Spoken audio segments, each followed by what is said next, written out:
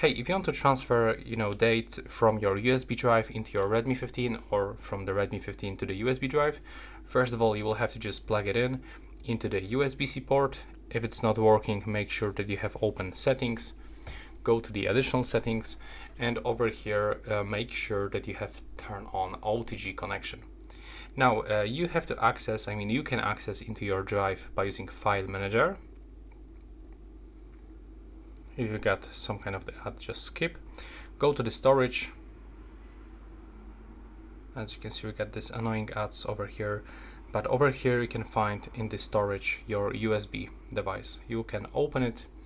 Now if you want to transfer something, you will have to just select like this and select move. By the way, you can move this or copy. So if you want to stay this data on your USB drive, you can go to the more and select copy instead of moving. Now select where you want to transfer this one, into your storage for dual apps or into your normal storage, and simply pick the place where you want to paste. Click here, and now it's finished.